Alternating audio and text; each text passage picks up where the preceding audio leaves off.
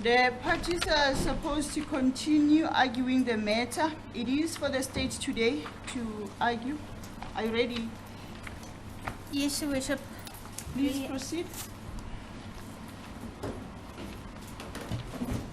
Bishop, the state drafted and supplied all parties as well as the court with heads of argument yesterday. Does the court need me to read it into the record? Yes, please. So, court please, Your Worship. This is the heads of argument for the respondent in the bail application. It is the sequence of the applicants before court is as in how they brought this application. So it's not the same as the sequence of the accused under J15.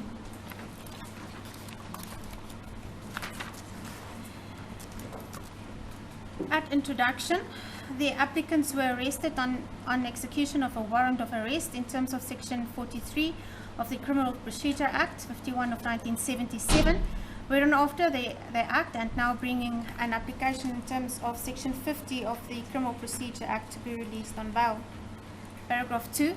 The applicants are charged with offences referred to in Schedule 5 of the Act, and according to Section 50, subsection 6b, the court shall order that the applicants be detained in custody until they are dealt with in accordance with the law, unless the applicants adduces evidence which satisfies the court that the interests of justice permit their release. Paragraph B. Background and basis of arrest. 3. The investigation into Pretoria West Cas 643 of 3/2019 and Sandton Cas 882, my apologies, Your Worship, there's 2 omitted, of 2/2019,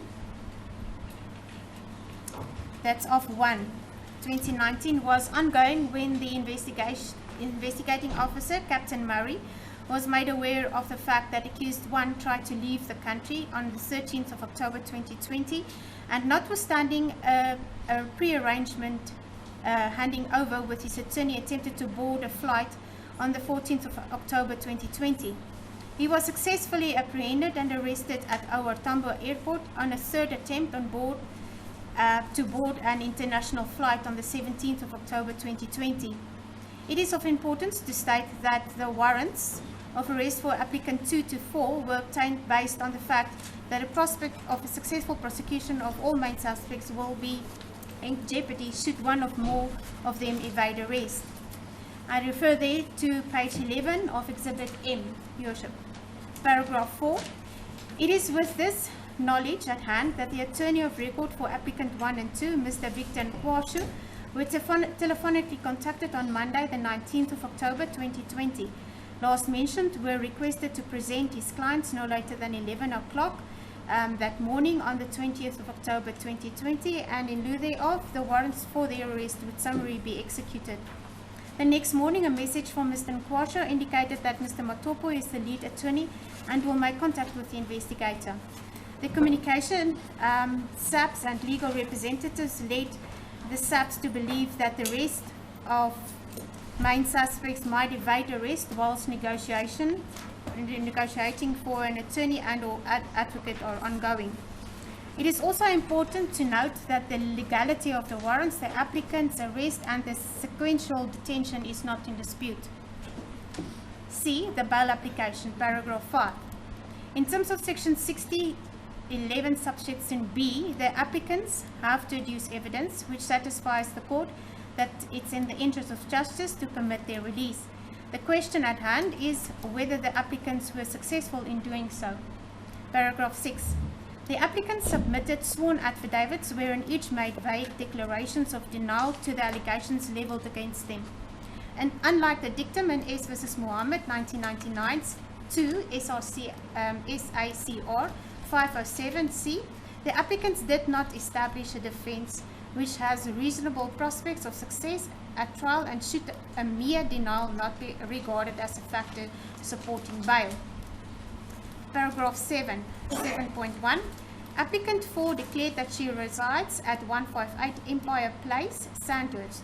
This property is registered in the name of accused number 1, whom is currently declared a prohibited person by Department of Home Affairs. This property is, however, attached with a writ of execution, vide case number 2271 of 2020, handed down by the High Court, Gauteng Local Division. The respondent will argue that debt-ridden property can easily be abandoned and does not give credence to the applicant's bid in obtaining bail. It is the respondent's submission that the residential address supplied for the fourth applicant on its own does not support a finding in favor of this application. 7.2.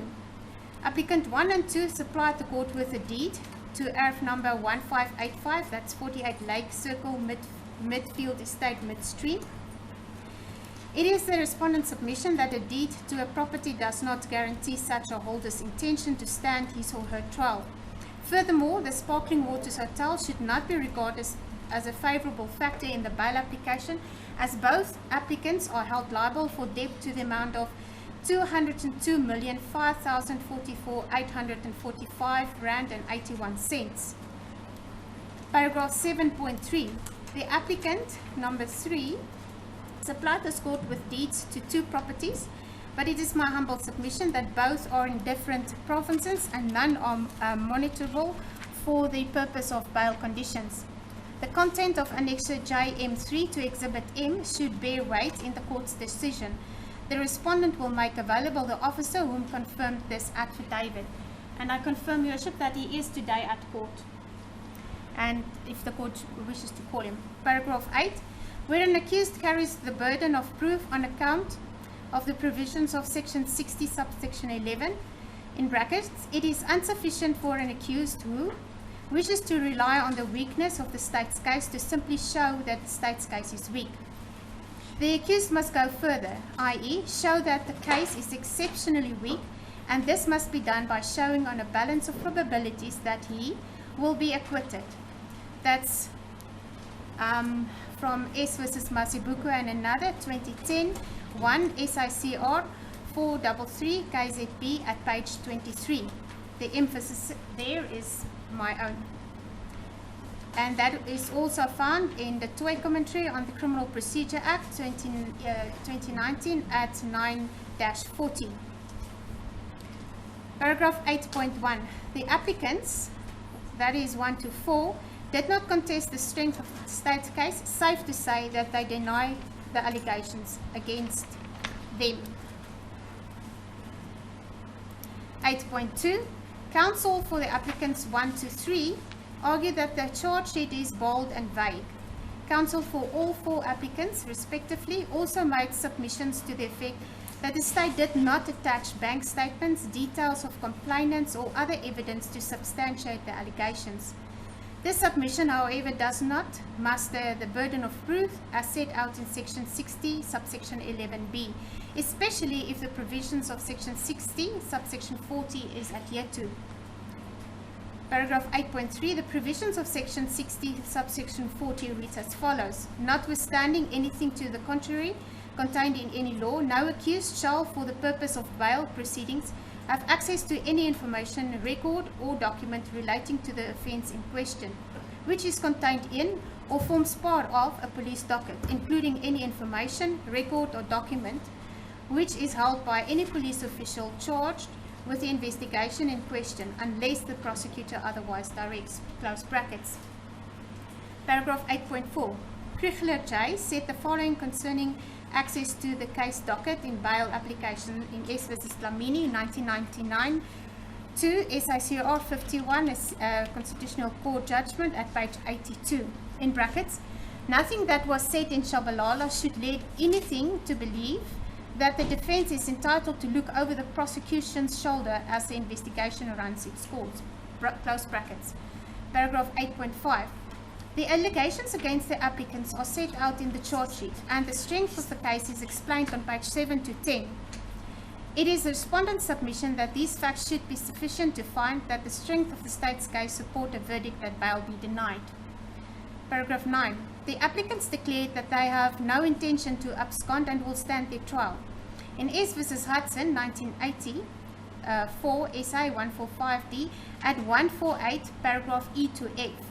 It was held that an accused who does have the intention to abscond is hardly likely to admit it, and that implied reliance cannot be placed on the mere ipse dixit of the accused.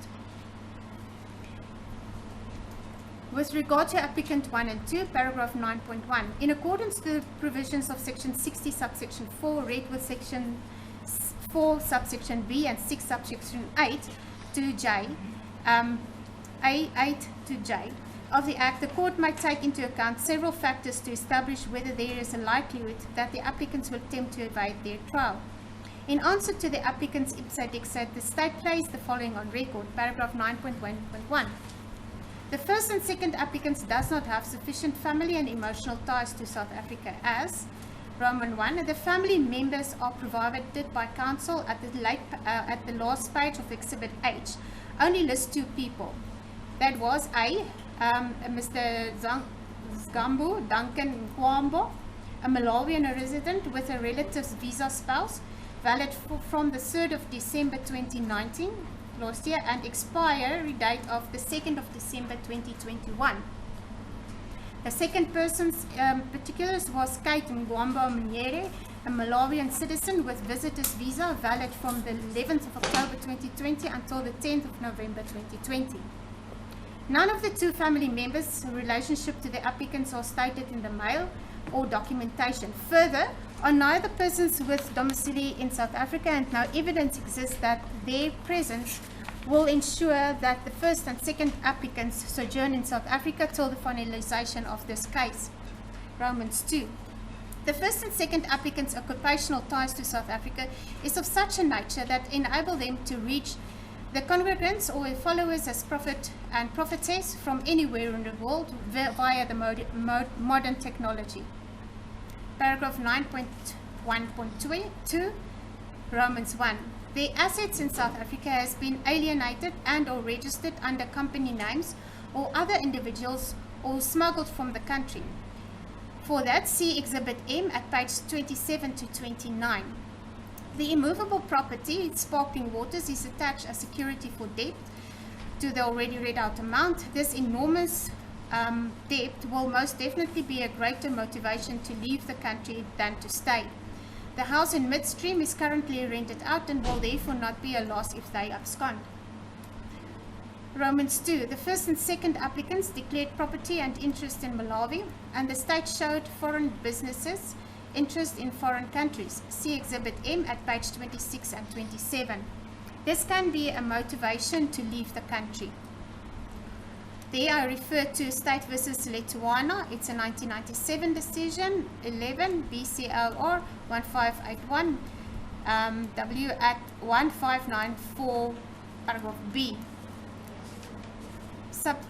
Paragraph 9.1.3 Romans 1. The applicants are self-proclaimed millionaires and can afford to forfeit the amount of bail, no matter what the monetary value thereof. Paragraph 2. The dictum at Atkin and another versus Attorney General Zimbabwe. My apologies for that, misspelled Zimbabwe. 1992 2 SICR 296 ZS Vida de Toy. Commentary on the Criminal Procedure Act 2019 at a 9-41 fines application. Bail was denied where Gobai CJ relied on the fact that the appellants, as multimillionaires with assets outside Zimbabwe, had the potential ability to cross the border into a country which had no extradition treaty with Zimbabwe. Romans 1 of paragraph 9.1.4. The strength of the case and the gravity of the punishment which is likely to be imposed if the applicants are convicted is of such a nature that it might motivate them to not stand their trial. Romans 2. With that said, it is important to place on record that the facts tendered during the bail application, the first and second applicants' application to the Specialized Commercial Crime Court, case number 11124 of 2019, cannot be compared to this case. Although I was not the assigned prosecutor to the case during the bail application, the transcripts show that the applicants were arrested for money laundering, fraud, and contravention of the Reserve Bank Act. The prejudice to the fraud pertained to fraudulent documents provided to the South African Reserve Bank on a query to purchase the purchase of an aircraft with foreign currency that was $1.25 million. Romans 3. Amended charges were leveled against the applicants in the indictment served on them on the 29th of November 2019, as investigation revealed contraventions of the Immigration Act. From there, the letter in terms of Section 48 of the Immigration Act stating its intention to withdraw the Bushiri's family permanent residence status. That was handed up as Exhibit B, and it finds application. The court is once again referred to page 17 of the High Court order in brackets. In the present matter, the DHA is not prevented from exercising a statutory function. There is no interdict sought against the DHA proceeding in toto. What is sought is an interdict of temporary nature, and ultimately the applicant will have to answer to the allegations made in the notice. Close brackets. Roman 5. The evidence pertaining to assets as set out in Exhibit M also differentiate the state's position on bail from that taken a year ago. Paragraph 9.1.5, Romans 1. The applicant's travel documents were confiscated by the SAPS during the aforementioned arrest in 2019. But it is the respondent's submission that the absence of travel documents is no guarantee that the applicants will not evade their trial. That is based on the verdict in S versus Vermaas 1996, 1, SICR 528T at 539 E2F. In brackets, the lack of travel documents will not deter anybody who is really serious to skip the country. These documents can be readily obtained. As well as S versus Novella. It's an unreported Western Cape case number 8340 of 16, handed down on the 12th of October 2016, in brackets. The retention of the appellant's travel documents is also of cold comfort, as the lack of travel documents in recent times is hardly a deterrent to persons who are serious and have the means to skip the country. Romans 2. The first and second applicants have immense support and following in South Africa as well as neighboring countries. Several interviews with followers outside court prove their support and willingness to do anything for them. This fact will make it possible for the applicants not to stand their trial if they so wish to.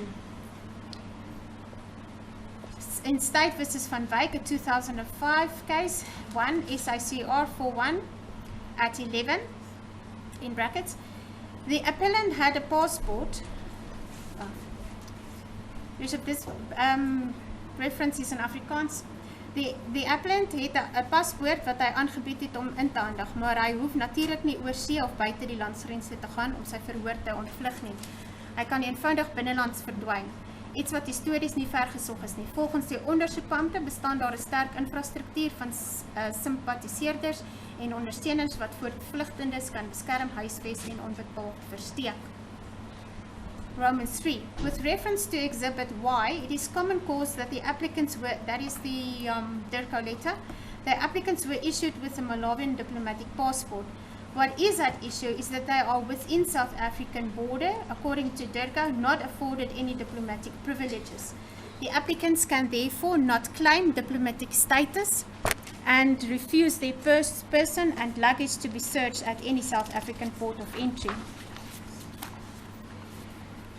With regard to the third applicant, paragraph 9.2, with regard to the legal arguments pertaining to section 64, read with section 4, subsection B, and 6, subsection A to J, the respondent will rely on the same set out in paragraph 9.1 supra.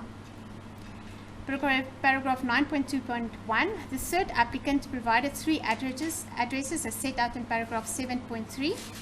Supra. It is her declaration that she has no children but married and caring for her mother. Romans 1. The fact that she traveled to visit her husband in Cape Town is of concern, as the address provided and attested to in Exhibit K and W is an address verified by SAPS. For that, see Exhibit M, Annexure JM2. Although the property is their registered address, evidence shows that it is leased to Zimbabwe nationals. Romans 2. The applicant's mother resides at the property in Craigavon Park, Fourways, and according to her affidavit marked as JM3 to Exhibit M, only paid by the applicant and her husband. Romans 3. The proof of deeds to the properties does not guarantee that the applicant can be monitored or released on bail or chased should she abscond. paragraph 9.2. That should read 2. I'm sorry, Your Worship, my numbering is not correct there. The assets are duly owned by the applicant and her husband, and if she would elect not to stand her trial, no harm would come to it. Paragraph 9.2.3 then. With regard to the factors listed in section 60, subsection 6C to J, the respondent rely on the same argument set out in paragraph 9.1, 3 to 5. With regard to the fourth applicant, the merits of the fourth applicant's bail application was already argued before the Honourable Court, and I furthermore rely on the legal arguments set out in the heads of the argument supra.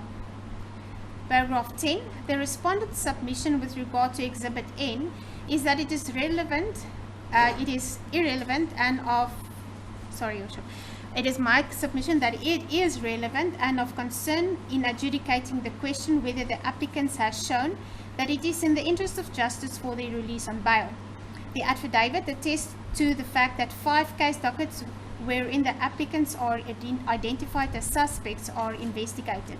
Similar to the current case, the complainants also invested in investment scheme, now known as Shepherd Bushiri Investments, operated by the applicants, and the modus operandi is also similar.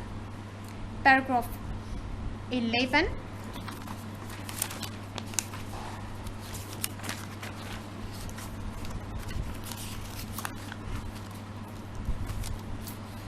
With all the evidence adjudicated as a whole, it is the respondent's humble submission that the applicant should not be successful in the application, as the interest of justice does not permit their release on bail. That was electronically signed yesterday, the first day of November 2020. Your Worship, with regard to further address, the state is once Before again... you proceed, Counsel, what about paragraph 11? You didn't read the rest of paragraph 11. The court's, sorry, that is the, that was my problem with my computer. The copy that was printed by my colleague is the first one that I sent at just before 10. With the court's permission, can I just have a moment and look it up on my phone? I apologize.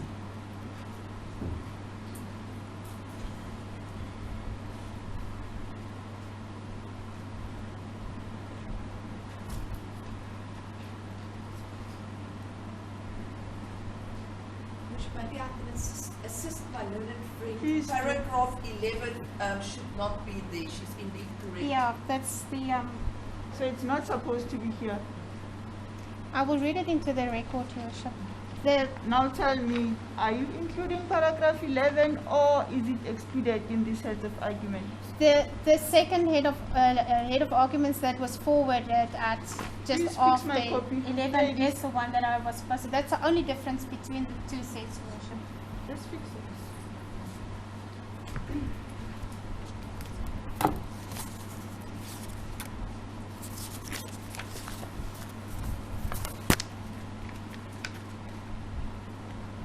Delete whatever is not supposed to go into the record. Bishop will see that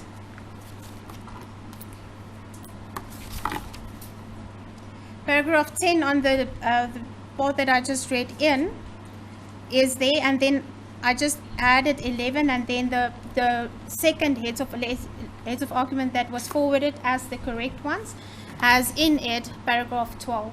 So I'm reading into it paragraph 11.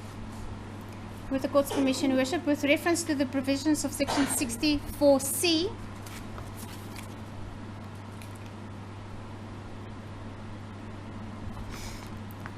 read with section 60 subsection 7, it is still the respondent's submission that the applicants with special reference to the first and second applicants have demonstrated that they have the influence and capacity to attend to or influence or intimidate the witnesses in this case. All the complainants supplied their personal and bank details when they invested in the Ponzi scheme. Furthermore, most of the complainants and investors listed in the bank details are members and or attendees of ECG Church. The fact that legal representatives of applicants first, second and third are the attorneys of record of the complainants on the current case as well as linked MCS investment scheme will cause an easy avenue for intimidation and bribery of known and possible complainants.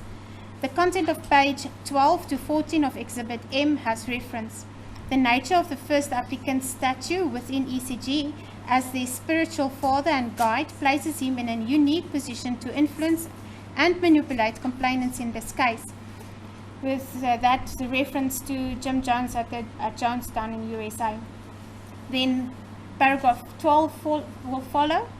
With all the evidence adjudicated as a whole, it is the respondent's humble submission that the applicant should not be successful in their application as the interest of justice does not permit their release on bail. My apologies, Worship. That is my official heads of argument.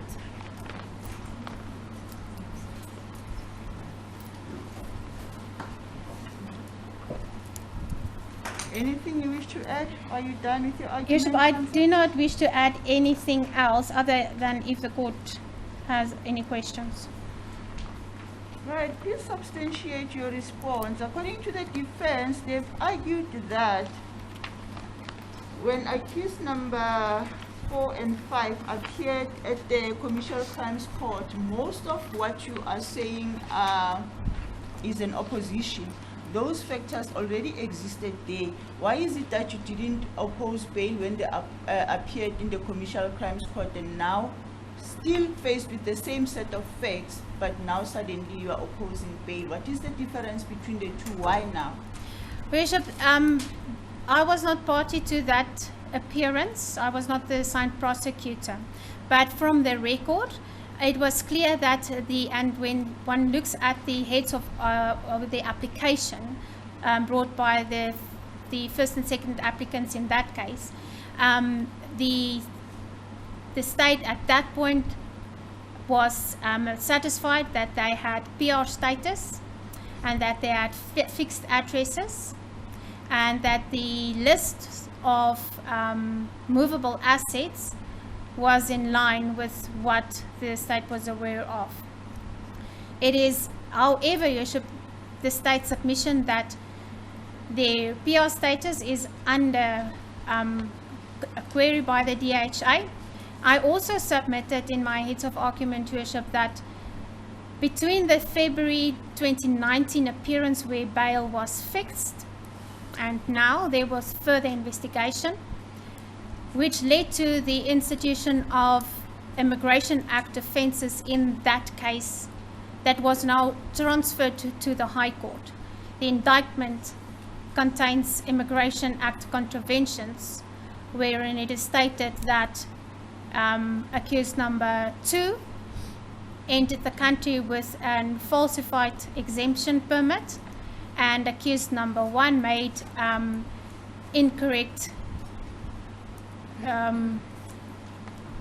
statements in his application, and that there was a problem with the required medical evidence and scans that's required when in their application. So that was investigated, and that was why charges were added since the 2019 February appearance where bail was set. It is also the state submission, Worship, if one looks at the content of the affidavit handed in as Exhibit M, that the fixed property doesn't have the same value with regard to a bail application as it had in 2019, and that some of the movable properties has been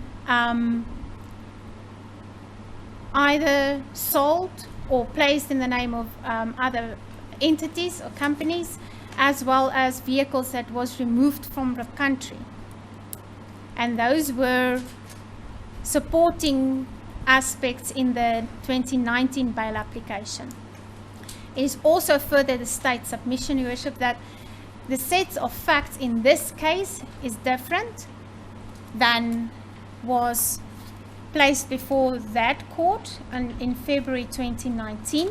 If one looks at the offences and the prejudice involved and the amount, the monetary value of the money, and from whom it was stolen and defrauded.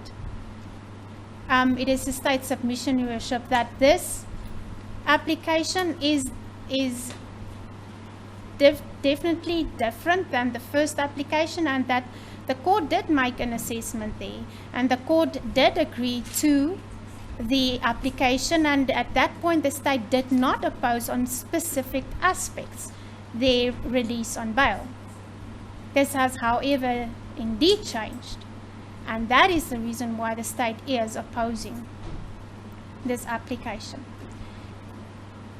It is furthermore, Your Worship, the state submission that when the first and second applicants was brought before the Commercial Crime Court, there was only one case investigated against them, and that was the only charges leveled against them. Now the bucket is full on the one side. The motivation not to stand their trial is much bigger. If one looks at the offences and the penalties involved. Furthermore, if they have distanced them from their properties and they have arranged or they have the abilities to proceed and to live outside of the country's border, it would be in their interest not to do so, rather than stand their trial and face hefty penalties with direct imprisonment.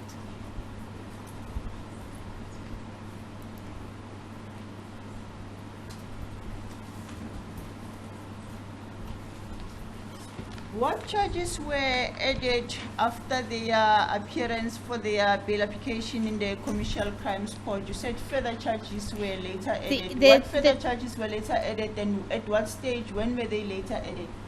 Bishop, the indictment was served on the applicants 1 and 2 on the 29th of November 2019, when they were transferred, or that case were transferred to the High Court, and the indictment included contraventions of the Immigration Act against both of them.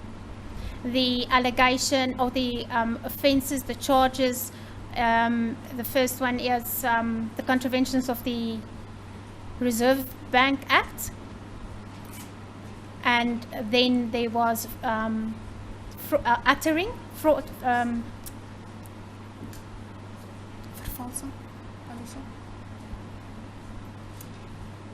there was uttering, and then several offences of fraud, which differs from what was initially levelled against them during the bail application.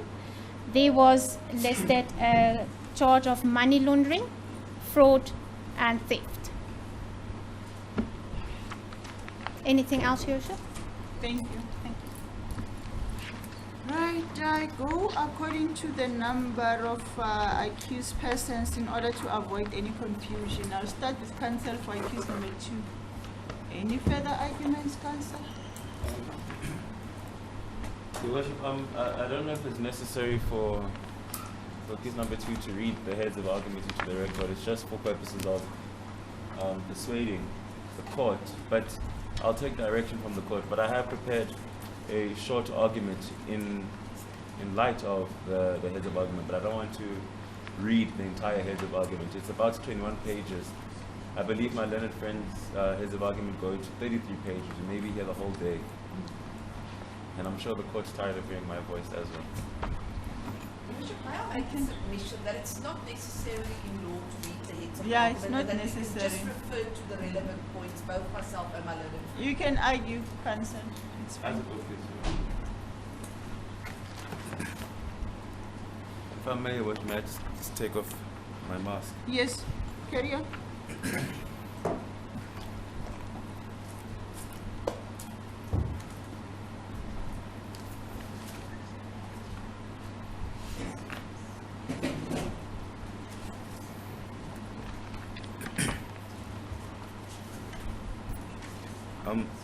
Your Worship, I just want to begin to apologize for Friday, I may have been a bit too presumptuous in asking the court to make a decision for accused number 2's bail. My question was just predicated upon the understanding and importance of accused number 2 and the children, especially since, and the state can jump up and down for me making the submission, but I've been informed since Friday that the child is now sick. They've been trying to feed the child formula, but they've been unable to in this particular instance. But, so I do apologize for asking for that decision. I'll leave the decision in the hands of the court whenever it may be. I want to deal with the state's objections. First of all, in their oral submissions and in their heads of arguments coupled together. The state's objections can be summarized in respect of the writ of execution on the property, the accused number 2 being a signatory to accused number 3, rising estate, the 2.8 million rand received by her, and the evading of trial. I will also deal with the effect of Section 28 of the Constitution and the importance of children's rights in criminal proceedings, and then why bail should be granted.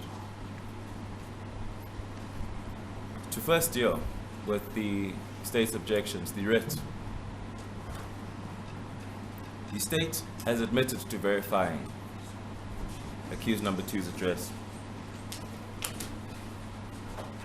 An investigating officer, in any event, will monitor an accused person while he or she is out on bail.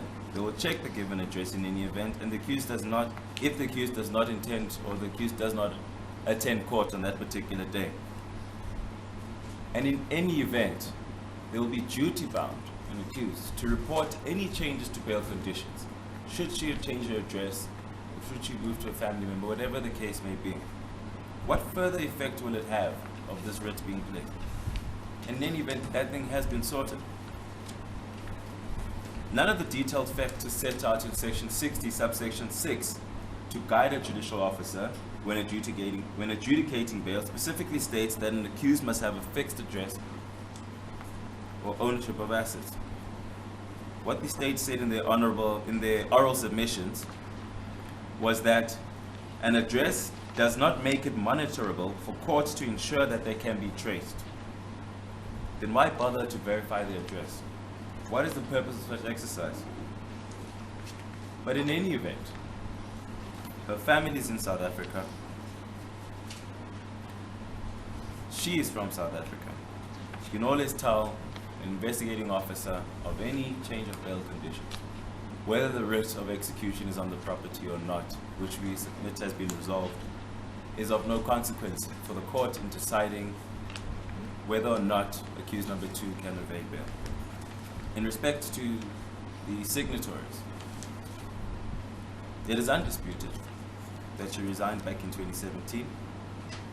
Please don't repeat what you've already argued, counsel. Well, let me start with what the state had said then in their submissions. The state submitted, in relation to the signatories as well as the 2 million, that it was not something from the air. Section 205 affidavits were obtained that supported. This was evidence from the bar. It was never stated in the opposing affidavit. We know nothing of that. They further submitted that the state's allegations were not vague and not inconsistent because they don't have to lay bare all evidence. Well, of course, but they need to show enough of a prima facie case, and they have not. They must at least state where this 2 million rand is from, or when the amount was paid, in order to implicate accused number 2. One would at least expect, such as in a charge of murder, that you'd say, person X on X date at this location used this type of weapon and stabbed a certain person. None of this is there implicating directly accused number 2. There's not a pinch of involvement when reading it. In respect to the evading trial, the state made the submission that she could run away because that is what people do. And this is clear from the case that they quote, it's S versus Novella, but I believe it's Novella versus S at paragraph 9.1.5 of the heads of argument. But the important difference of that matter is that it dealt with a Guatemalan ambassador who was wealthy and could have those particular opportunities as he was a foreigner. Here, we have a South African woman with her entire life and family is in South Africa. The state, in their oral submissions on Friday, stated that, faced with the fact that the husband allegedly tried to abscond, there is a reasonable prospect that she will also not attend court. Again, the picture is more clearer than ever that she is being opposed bail because she's married to accused number one. What difference does it make if they say, well, because your husband tried to accuse, you may too. Tried to abscond. And just briefly, the state made the oral submissions that the urgent court application that was heard was struck off. However, it was struck off by agreement. Just to put it on record, the parties agreed to remand the parties to the 26th, and on that basis, the matter was struck off. If the court allows me, just to take one last jab in terms of the children in relation to Section 28.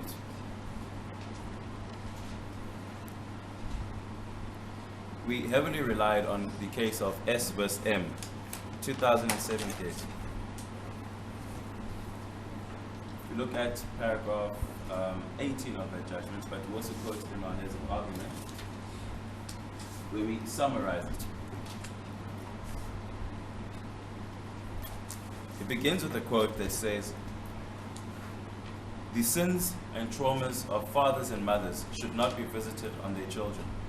They cannot be umbilically designed to sink or swim them." Section 28 of the Constitution clearly states that a child's best interests are of paramount importance in every matter concerning the child. We submit that the state has neglected these children. In the case of S versus M, paragraph 24 of our heads, states that the person with whom the child, well, it gives a definition of who a primary caregiver is, and we submit that is exactly accused number 2. Paragraph 24 of our heads of argument. The person whom the child lives and whom performs everyday tasks like ensuring that the child is fed and looked after and that the child attends school regularly.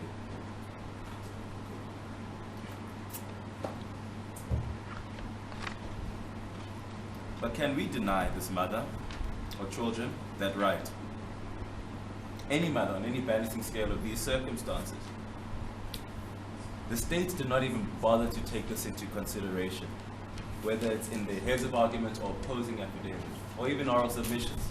Not once was these children ever mentioned in this light.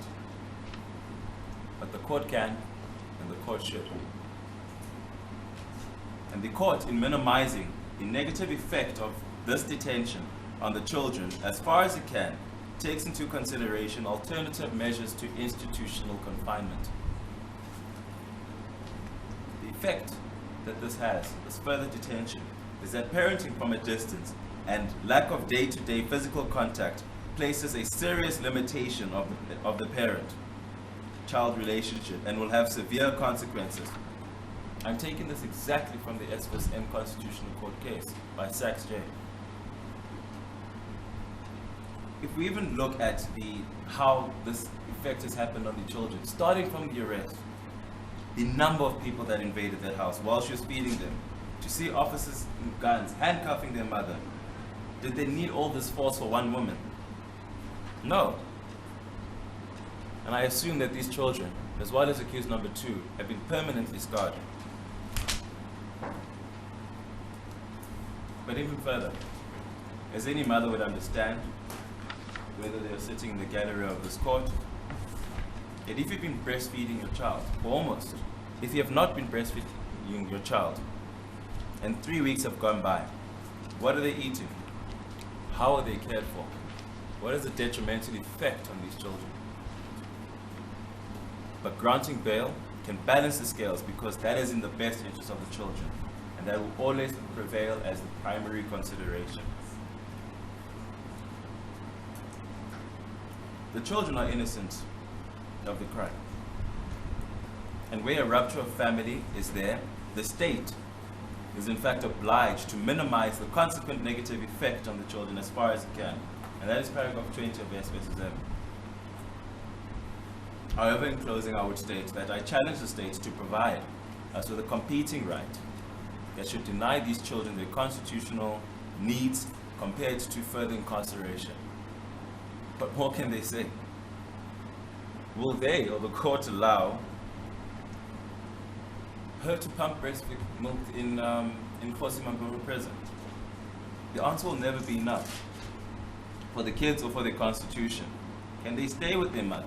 Or can they stay without their mother till the end of trial, which may be completed in 2022 if we're lucky? The constitution and the court demands a release. And unless the state has any other reason, besides what is said in its affidavit, oral submissions, or heads of argument, it should demand her release too. And if it is not satisfied, through though unnecessary, we ask the courts to impose conditions to fill that gap, or they may ask for it, but it's still not necessary. But in any event, 20,000 rand is as much as she can afford to be granted for which to take care of her children. And we beg this court to grant that wish as soon as possible. As per, please, Your Worship.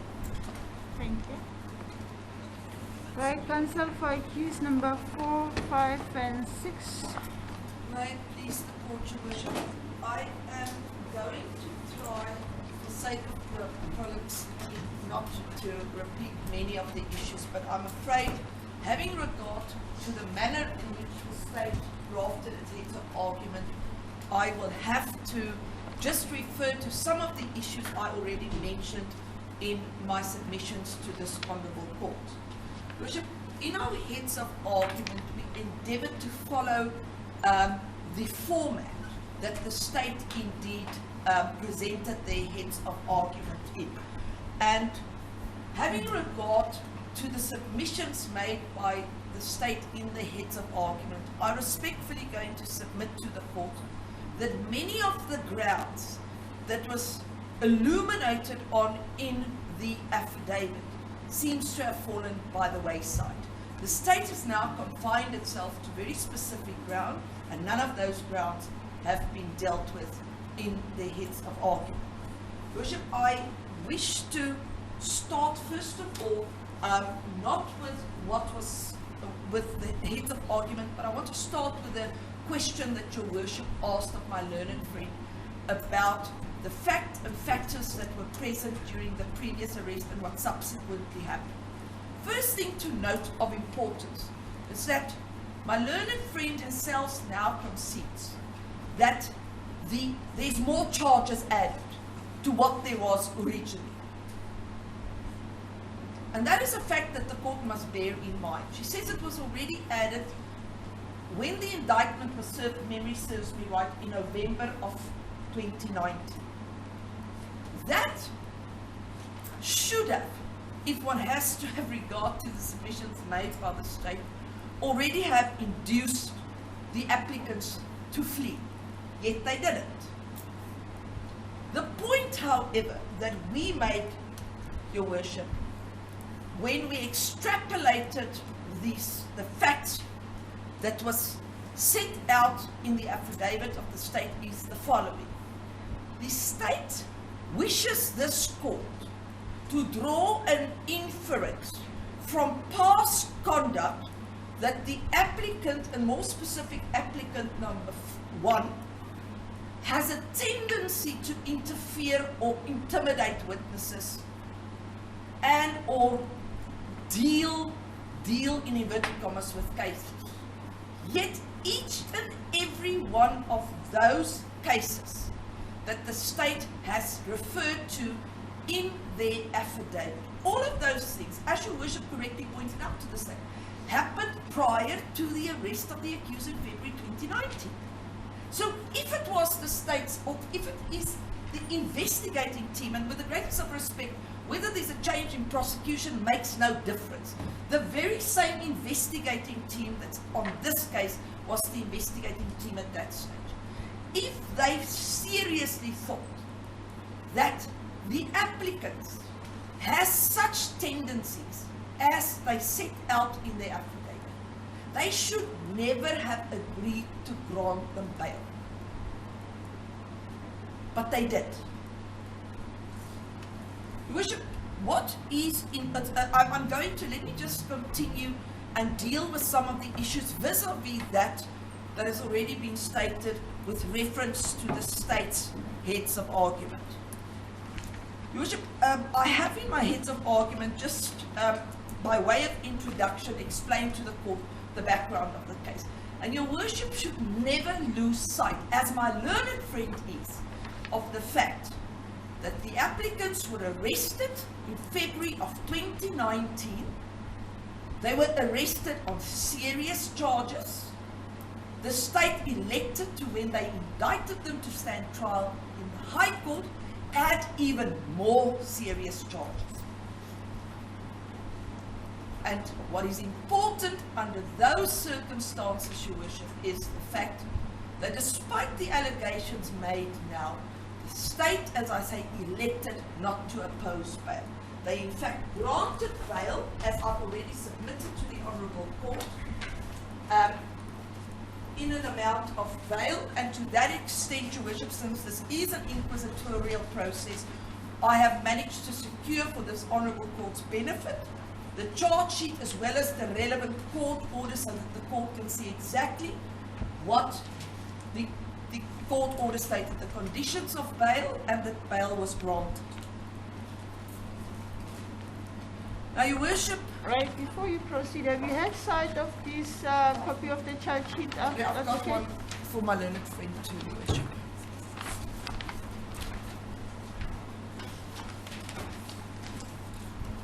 Your Worship would see it is duly stamped by the regional court magistrate, and the very last page, mark 3, is in fact a court order.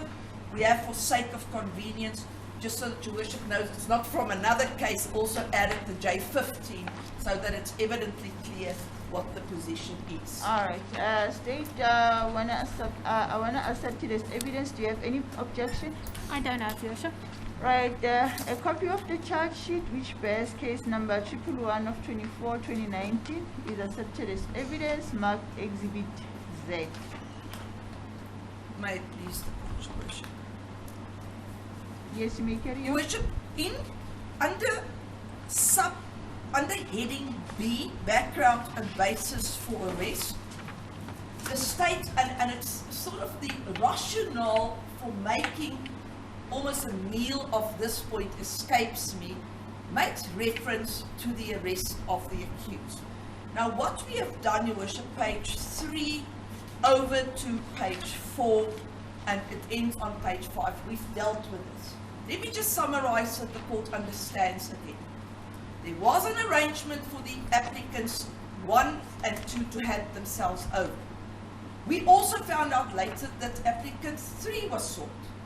We tendered from the word go that we will hand over all 3, the applicants. Was it not for the fact that the investigating team, despite the conversation myself and my attorney had with them, did not keep their word and wait for us to also hand accused number 2 over, applicant number 2 over? All these applicants voluntarily have surrendered themselves. The only thing that's important for this Honourable Court to know is that there was, from the beginning, even on the state's version, when this issue was discussed with Mr. Nkwashu, a tender by both the first and the second applicant to voluntarily surrender themselves.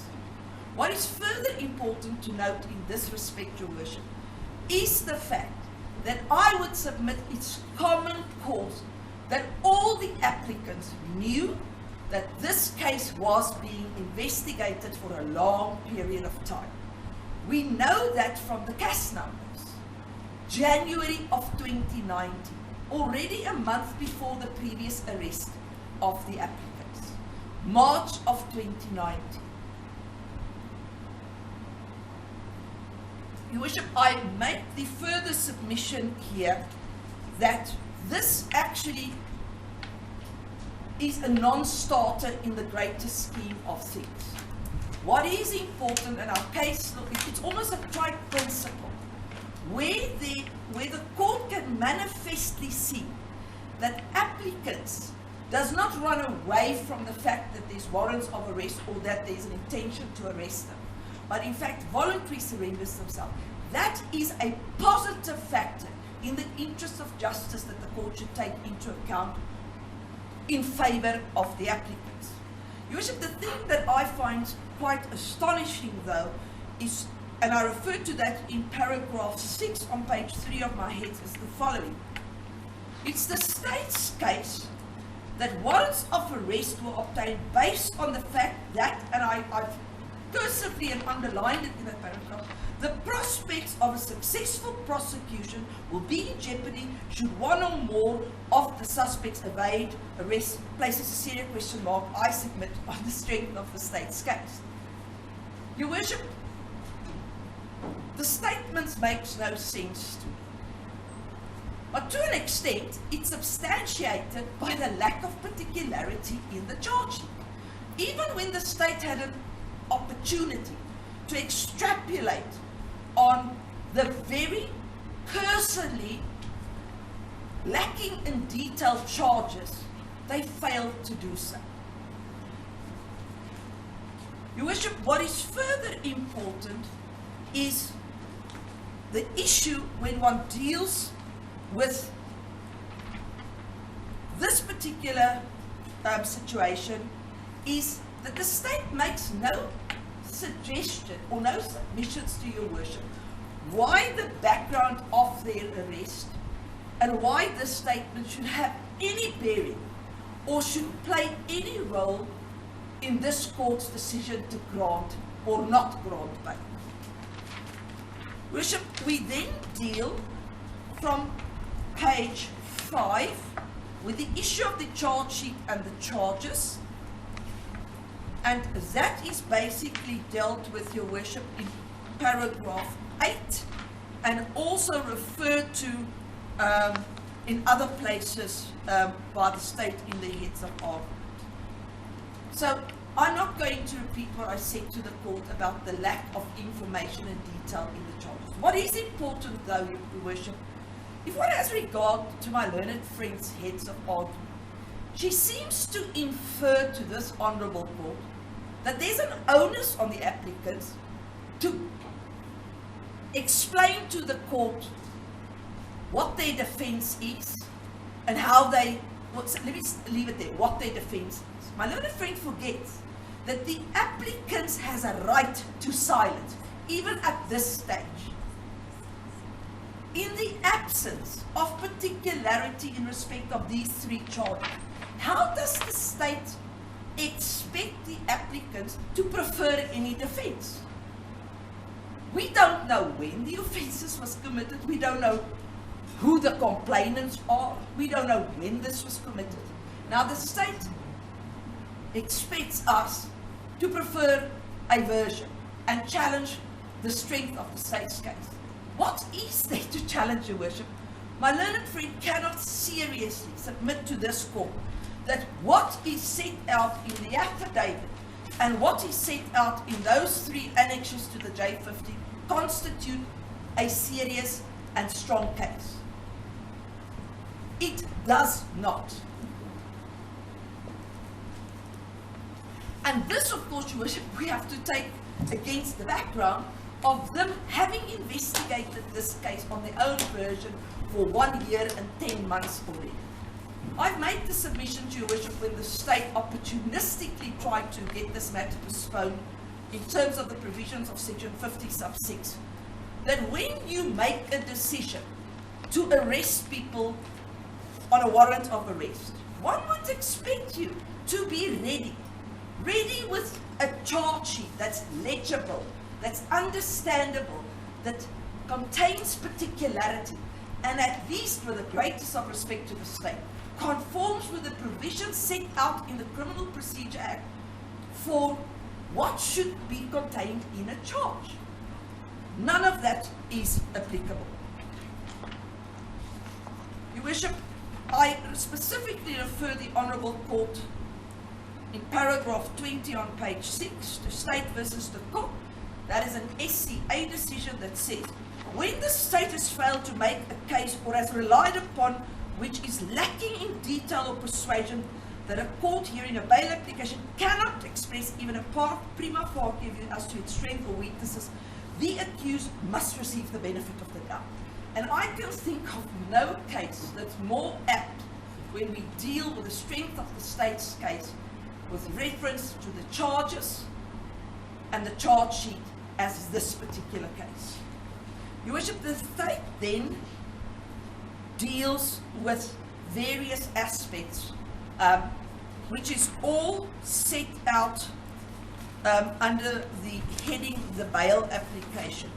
None of these has a particular heading, but what we've done for the benefit of this Honourable Court, we've tried to compartmentalize, saying, Your Worship, and we've done that with reference to section 60 sub 4. So we've dealt, for instance, with the issue of the flight risk, and there specifically, Your Worship, would see on page 7, we've dealt with the issue of travel and passports. Now, what we say to Your Worship here, I've dealt with it vis-a-vis the first two applicants and then the third applicant.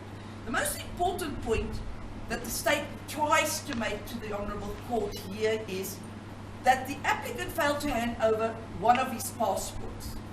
Now, Your Worship knows from your experience, and I have no doubt that my learned friend, who's the current prosecutor, and the investigating team, who's got years of experience, knows if an accused person has not complied with the condition of his bail can there and then be revoked. Yet they didn't do it. That is a factor that this court must take into account in favour of the first applicant. Your Worship is not even taken into confidence by the state by saying, well, we've done research and we know that this particular passport exists. So, with the greatest of respect, Your Worship, this is plain, good old-fashioned speculation and innuendo and opinion.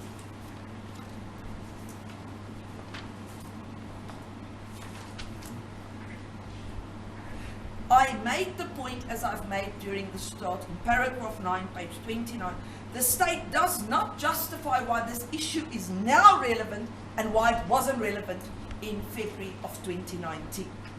Regarding the third applicant, and that pertains to the issue of, maybe let me just go back one step. I've also touched on the issue of travels. Your Worship, the state already knew in 2019, February of 2019, beginning of February 2019, that the applicants were frequent travellers, that they fly on chartered jets, that there's certain allegations allegedly pertaining to their conduct at the various airports. Yet again, and I have to emphasize it, that did not come to play and was not significant enough for the state or the investigating team at the time to utilize it as a factor to oppose bail. Why is it now suddenly a factor, and why was it at that stage not a factor?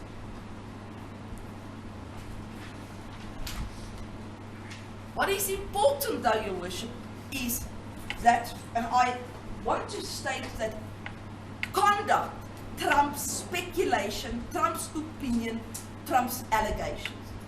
What is the applicant's conduct shown to this Honourable Court?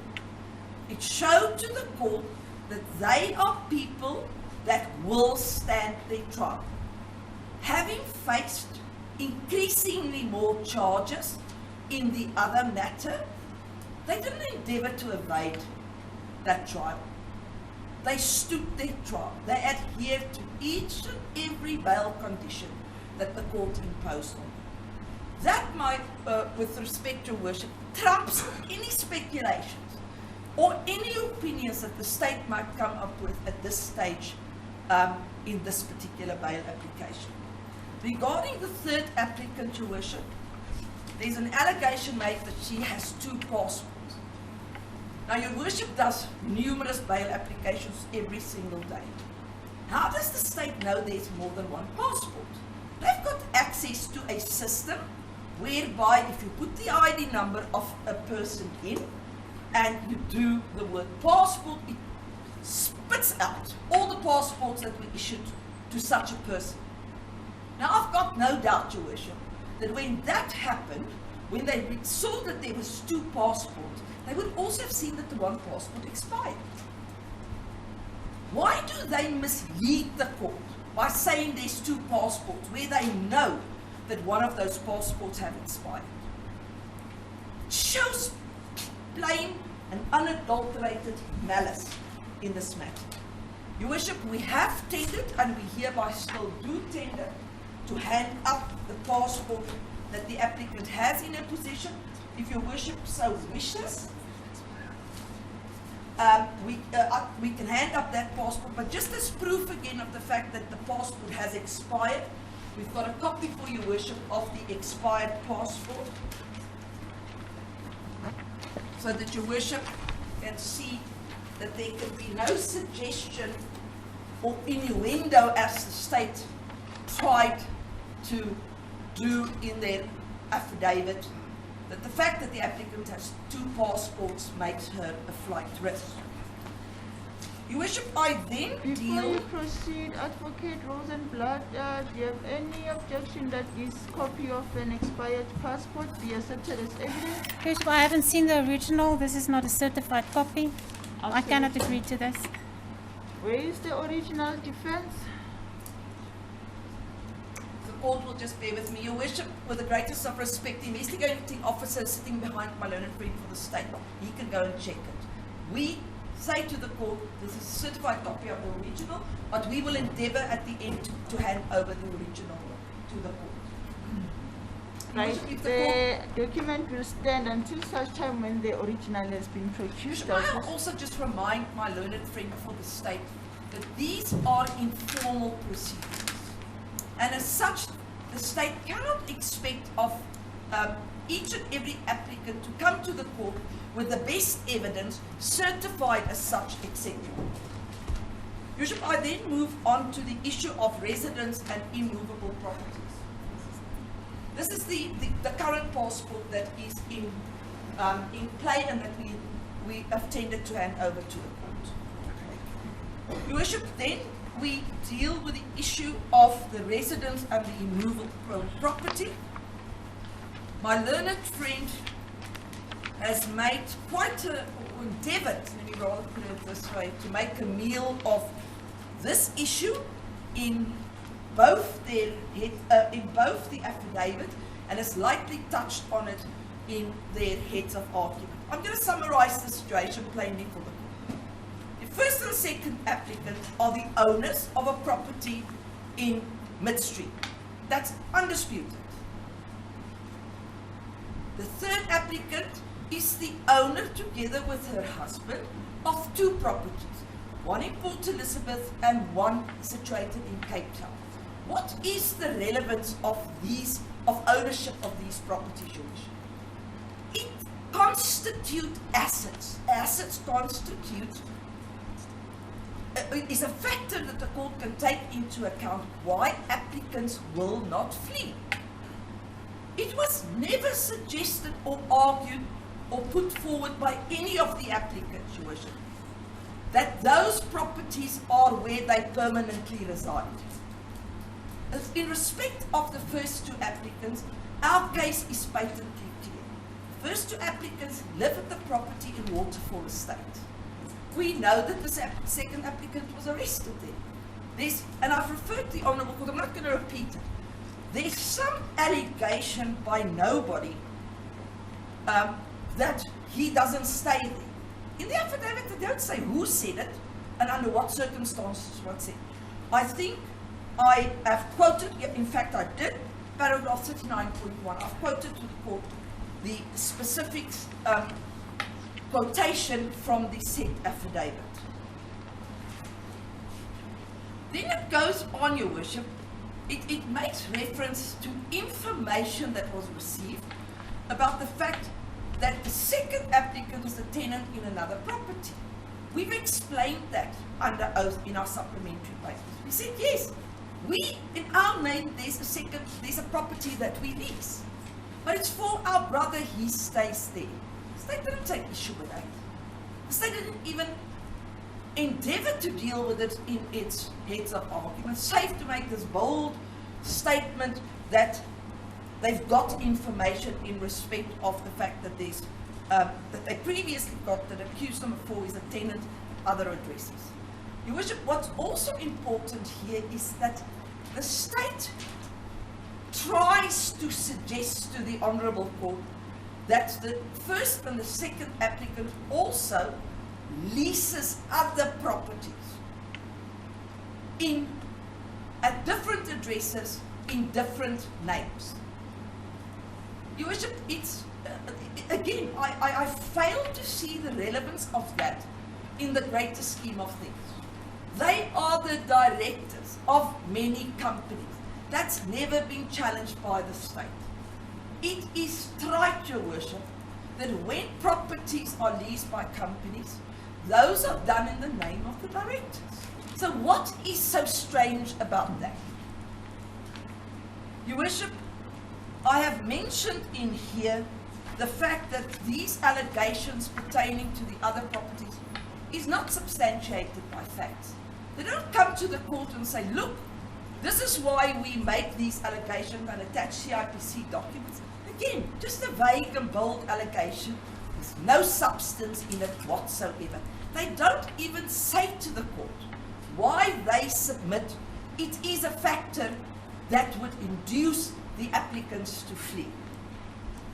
Your Worship, with reference to the allegation pertaining to the Sparkling Waters Hotel, Your Worship would recall we've made the submission to the court that is ongoing litigation.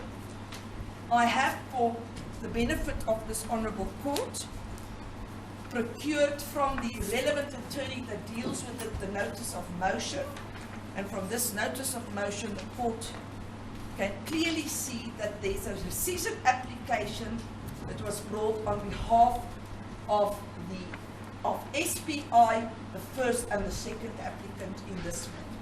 That proves to the court, or that puts pay, let me rather put it like this, to the suggestion or submission by my learned friend that there's this enormous debt currently facing them, and that that will induce them to run away.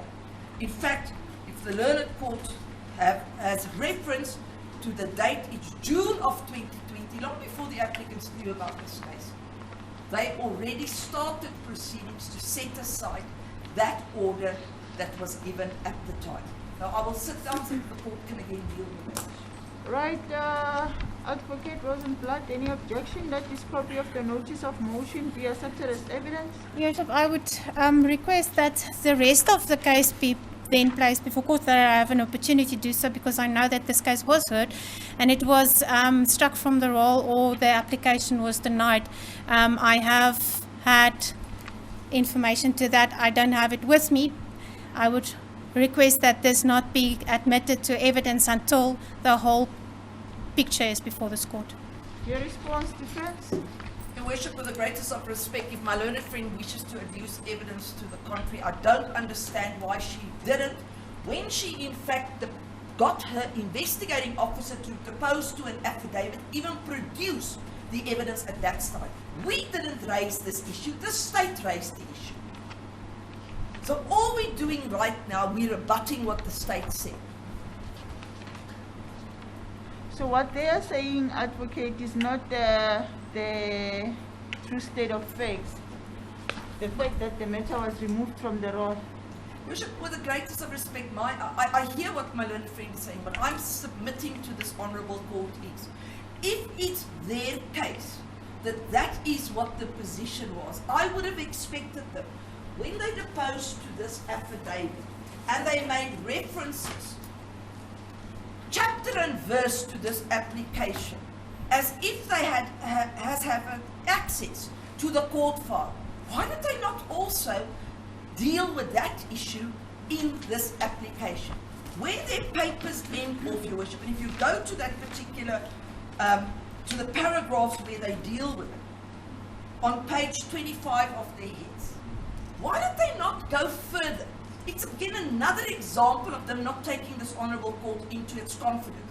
Why did they not there say, and so by the way, we know that in June, the applicants brought a rescission application, but that rescission application was struck off the roll. They didn't do that. They've decided in their own wisdom to place facts before the court, which is incomplete.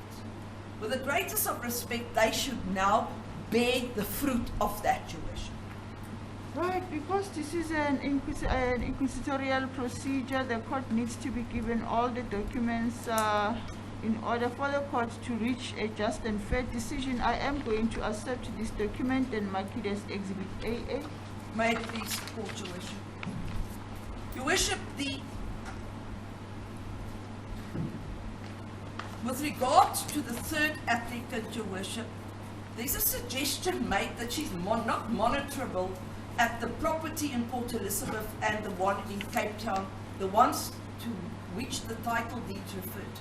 It's never been our case, Your Worship, that we live there. It's our case that we own those properties. What the applicant's case has been, the third applicant, is, I stay at this property here in Johannesburg, and when I'm not here, I stay with my husband. Her version in that regard, and so too for the issue of the title deed, Your Worship, has been confirmed under oath by her husband. Your Worship, we did request the Honourable Court to deal with the issue of the mother's statement JM3. And the state sort of put pay to that. What we have done, Your Worship, though, is we have obtained Uber receipts in respect of the third applicant's travel. Your Worship, and from these receipts, it is patently clear the 2nd of October, the 3rd of October, and we've just taken a sample for this court to see, as well as the 4th of October, and as late as the 11th of October. It clearly shows the applicant leaving with an Uber from the address that she states is her permanent address where she resides in Johannesburg, and it also shows often her arriving back at the property in the late afternoon. Your Worship, in the absence of having had the opportunity to speak to the mother herself to understand this, we respectfully submit that according to the best evidence rule, this is the best evidence we can at this stage produce to the court. I'm going to beg leave to hand it up to the court, and my submission in that regard is this objectively puts pay to the mother's affidavit where she said she came to visit me on 15 or 16 October and then she left it. This proves beyond a shadow of a doubt that the applicant, when she left Cape Town on the 2nd of October, went on numerous occasions to the house in the afternoons and left that house in the mornings. I beg leave to hand this up to the Honourable Court as the best proof we can pertaining to the issue of her residence at the said property. Your Worship would note, if you have a look at it, the date is reflected in the right-hand corner, and if Your Worship then goes down, there's Uber X at the bottom of each of these receipts, and then it reflects the time when the property leaves, and Your Worship will note OC Elm Avenue, Witkoppen. That is the address where we respectfully submit the applicant resides. Any objection to this document, Advocate Rosenblatt? Bishop, the question is, whose Uber receipt is this? I know it's about an address, but I can't see who's the passenger that paid for this, unless the defense can indicate to me, because I can't read it. I will place it on record, Your Worship. It's the applicant's husband that assisted us yesterday I can confirm that we have verified this. This is printed directly as a sample from the applicant's husband's phone. I'm not sure if he's in court today. He is there. Your Worship, he can stand up and this can be confirmed with him. I've had sight of this document, Counsel. It is your client's contention that she resides at this address. These documents I don't deem fit to admit on record. I'll just take your client's word when she says that indeed she resides at that May it address. please the court, Your Worship. All I've intended to show to the court is that what the mother said is objectively refuted by other objective evidence. May it please the court. Your Worship, I would then continue. There's the issue of work and business that the state also tried to make again a meal of. With respect to Your Worship, it's common cause. The state never disputed that the first applicant is the prophet of EGC, that his wife is the prophetess, that they earn the set of money they do, and they've got a huge congregation of following in South Africa. Your Worship, that again is the start and the end of the fact that they are employed and that they have business interests. Now, the state has made a point at some stage about the fact that there's no mention made in the assets of the prophetic channel. Your Worship, it's common cause, and I think somewhere in their own papers they mention the fact that the prophetic channel changed its name. It is now Y Major 1. If the court if the court bear with me, it's in fact attached to our affidavit. It's the top on the asset list. It's specifically reflected there. So it isn't so as the state suggests in their affidavit and in their head that we failed to mention that particular business to the court. We've mentioned it in the current, or having the current name that it has. Your Worship, the state also misleads the court when it comes to the issue of the third applicant's work and business issue. Your Worship, she's played open cards with the court as with reference to her current position. None of that was challenged by the state. What they have done is dug out old companies that she was allegedly or is allegedly a director of. Those CIPC documents are not placed before the court. This is pure speculation. If you want to play open cards with the court and ask the court to deduce something from this this fact, I would have expected them to produce evidence to this court and say, look, this CIPC document states this, or this one states that. And what we want the court to find in respect of this is X, Y, and Z. They've not done it. So again, I respectfully submit, it's not an issue that this honourable court should take into account. Your Worship, regarding the issue of family and friends, I have originally in my submissions comprehensively dealt with the issue of the relationship with the first two applicants and their child. I've actually gone to the trouble to look up the specific word when you live as a family unit. It means it's a mother and father and children. It can be a mother and father and brothers and sisters. That's all it is. I have dealt with this issue and I've explained to the court what is important. My learned friend incorrectly refers to the two affidavits which we handed up in opposition to their applications for section 50 sub 6. My learned friend seems to forget that at the time we asked for a short adjournment, we came back and we said, what we can do to oppose this application is to hand up draft affidavit that we got that deals with certain of the issues that the state raised in the section 50 sub 6. We subsequently, during the bail application, handed up bail affidavits, which bail affidavits in paragraph 9.2, and I've pointed it out to the Honourable Court in my heads of argument. Both of the affidavits, 9.2, deals comprehensively with the issue of the children. It clearly says they live together with their children in a family setting. The children, since late 2018, has been living full-time in Malawi. The children comes to visit them on a regular basis. That the investigating officer, Colonel Maritza, sitting in court, has assisted with the children travelling back to South Africa. Court must take into account, February 2019, they cannot travel anymore. So the only way they can see the children, as opposed to when they were previously free to travel up and down 5-6 times a month, is for the children to come here. It's a common fact, known to everybody. More so, Your Worship, the children were here, they're still here according to law. The children were there in the house at the time that the arrest was effected.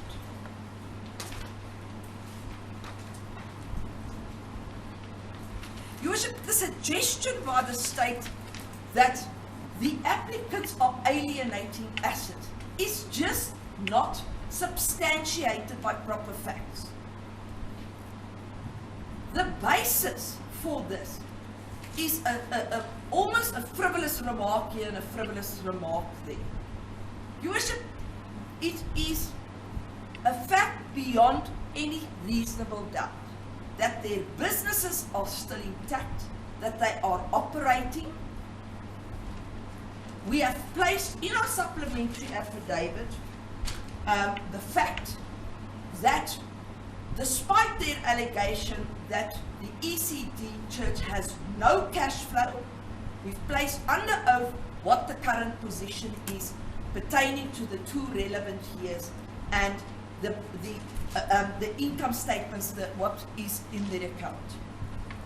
Worship, we respectfully submit thus that when the court has regard to the issue of fixed assets, family support,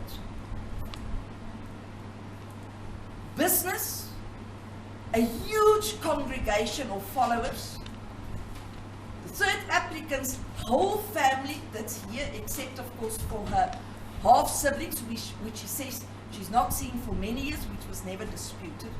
Every single fact or factor that the court can take into account to the benefit of the applicants has been proven by the applicants. Whatever is stated by the state in opposition amounts to speculation and innuendo. They failed to, when they've had the opportunity of 1.5 years, of more than a week since this bail application started, they failed to come to this court and present the court with proper facts to substantiate these allegations. Your Worship, with regard to the issue of the vehicles that were allegedly or illegally exported to Malawi, where is there any proof to the court about this fact? Now, Your Worship, we all know, and I would say it's common, it's a common and it's a well-known fact that if you leave this country's borders with a vehicle, you have to have in your property a proof of ownership as well as your insurance documents. Those go through the immigration system, and that is recorded. We also know, Your Worship, that customs and excise are one of the government sectors, they work under SARS, that is extremely efficient and well run. Now, if there were any suggestion at any stage that vehicles were illegally exported, I have no doubt that customs and excise would have there and then been on the applicants and or the entities, because it's actually not even their vehicles according to the state, save for one. These vehicles all belong to different entities. They would have gone to the entities and dealt with the issue. Because customs and excise, if this happened, would have lost out on enormous amounts of money. And in terms of the provisions of the Customs and Excise Act, they're entitled to make sure that those monies are paid.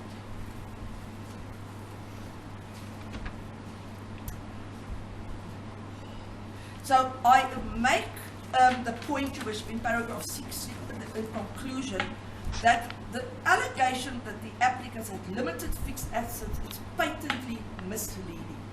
I'm not going to repeat the asset, Your Worship. It's their common cause that they own these assets, and that pertains to both the first, the second, and the third applicant.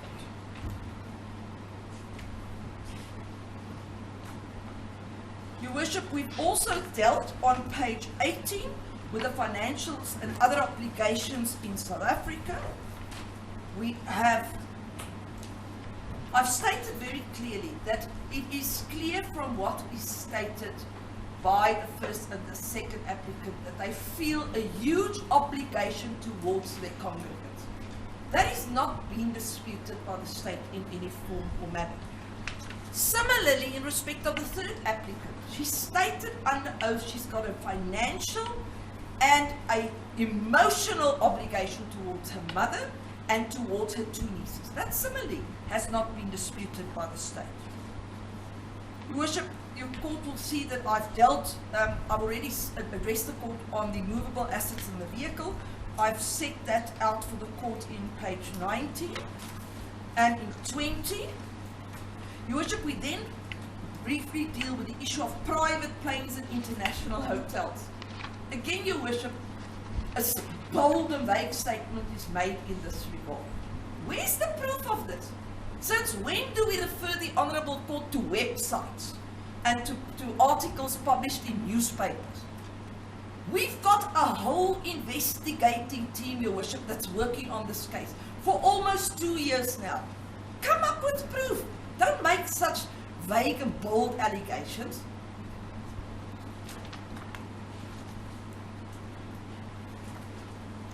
Worship, let me just go back for 1 second to the vehicles. At no stage is there any suggestion, when the state makes reference to all these vehicles, that any of these vehicles were paid directly by Rising Estate. And that is a very important factor to take into account. We know there's some really unfortunate innuendo pertaining to the proceeds of crime that allegedly landed up in the bank account, or in the trust account of my instructing attorney. It's very unfortunate, Your Worship, that the state would go to that extent and make such unfortunate allegations without having proof. Your Worship, the law on proceeds of crime is quite clear. Your Worship knows from your own experience there's something called commixtia. And without this court being afforded the opportunity to see the so-called paper trail of this money, I want to again place on record that the state stooping to this level is an extremely unfortunate. Your Worship, we then lastly, and I think I'm almost at the end of my head speech after this I deal with the allegation, deal with Exhibit N. Now, Your Worship, Exhibit N is this handwritten affidavit that was handed up by the state. The court will just bear with me. By one Constable Mabasu Batadla. Now, the first thing that one notices is that this statement was obviously obtained and commissioned on the 30th of October 2020, when this case was already being dealt with in court.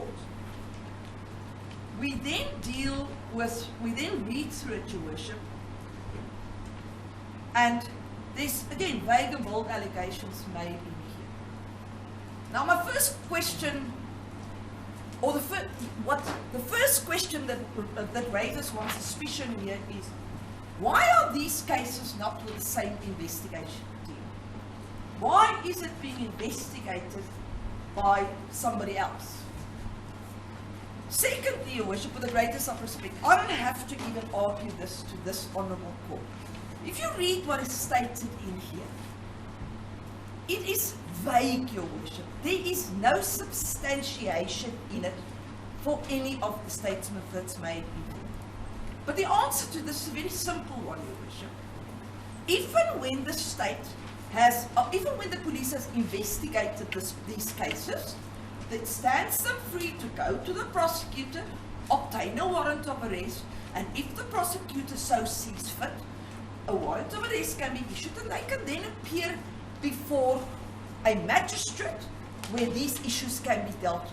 It's not for this court to have vision into the future as to whether there's überhaupt any case to be investigated, whether the accused will überhaupt be linked to these offences, whether the state will überhaupt decide to prosecute these cases. Again, Your Worship, this statement is added purely for malice. The state can deal with these cases if and when the accused are arrested on those.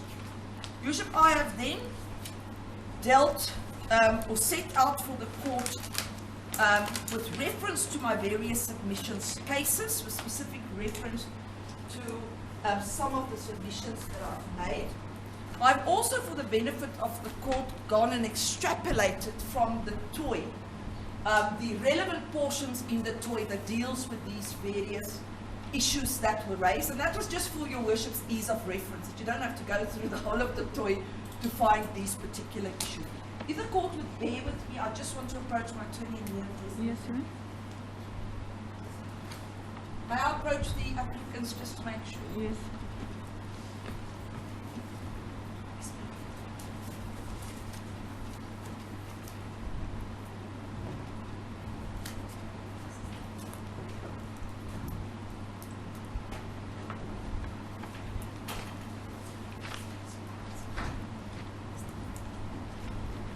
Your Worship, I want to end off literally where I started and say to the court, conduct trumps speculation, conduct trumps innuendo, conduct trumps opinion. The conduct of the applicants has shown beyond any reasonable doubt to this court that there are people with integrity and people that will stand their trial at the end of the day. May it please the court. Thank you. Your Worship, sorry, there was just one thing. The state made reference to only 2 of the family whose details were provided to the state. Your Worship is free, and we submitted more than 2 to look through. We've handed up a whole bundle of correspondence. The court can see from there what was handed over. Your Worship, and just on that point, I've quoted to Your Worship the issue of foreigners. The mere fact, even if they had no family here, that is no bar to them being granted bail whatsoever. May I please? Thank you.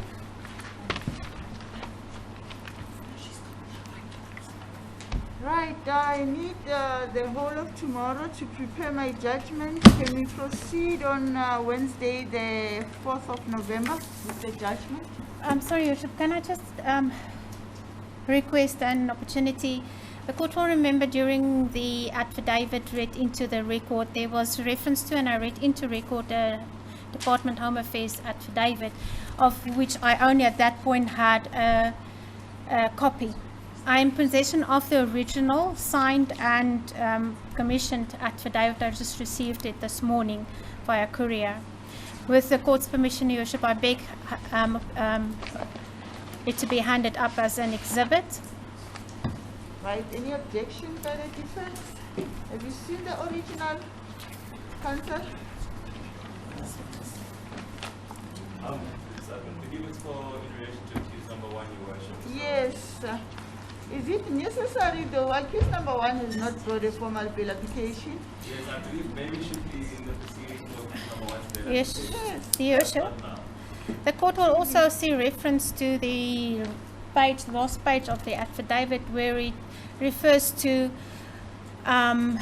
anybody that gives harbor, etc., to a person of the nature of the accused before court. It was read in. I would submit that it should form part of the record. It doesn't take these proceedings backwards or forwards. It's relating to accused number 1 who has not yet brought the formal bail application. As court pleases, Your Worship. Advocate Mkhotshwane, by the way, it's relating to your client. Any objection that it be handed in as evidence? No objection, Worship. All right. You need to go back to the evidence. An affidavit from the Department of Home Affairs accepted as evidence, marked Exhibit BB. Thank you, Your Worship. Your Worship, I am very sorry. I promise it's the last time I'll address the court. My attorney just reminded me I've not dealt with the issue, and I'm going to simply say to the court, there's an interdict pertaining to the issue of the first and second applicant's plea of statement. And I invite the court to go and read the order. The order at this stage unequivocally keeps their current position intact. It doesn't say that there's an ongoing investigation of this. So I'm not even going to quote it to the court. I know the court has read the judgment, but look at the order specifically. May it please the court. Right, can we proceed on Wednesday, the 4th of November? What time will the judgment be handed down, Your Worship? Latest is 9:30. Your Worship, there will be somebody here to note the judgment. Then we put it to the court. All right. Your Worship, may I please place on record that on the 4th I'm busy with the trial in the court 18 at the serious commercial Can you crime send court. one of your If colleagues to stand in for you? if it's possible that we can hear this case just after 10, then I can make arrangements because my colleagues are busy with the High Court matter. When you say after 10, it's after 10 before what time? Immediately after 10. Or shall we say 10 o'clock? 10 o'clock, Your Worship. All right. Is 10 o'clock okay with your legal representatives council? Somebody Your who will Worship, stand? I'm sure, as I said, somebody will be Ah, here to note the judgment. That's fine. Let's place it at 10 o'clock then. Advocate Mukotwane, you're also available on the 4th of November. I confirm, Your Worship. I'm available. Thank you. Advocate Matopo. If I'm not available, my attorney will be present in my place. Thank you. The accused persons, please rise. Judgment is going to be delivered in this court on the 4th of November 2020, court number 16. That is, if there is no space in court number 16, we'll sit here in court number 6. It is for judgment in a formal bail application in respect of accused number 2, 4, 5, and 6. All of you will be in custody until then. You may stand down. As the court pleases, Your Worship. As the court pleases, Your Worship, I assume your worship is going to adjourn. Most certainly. Courageous.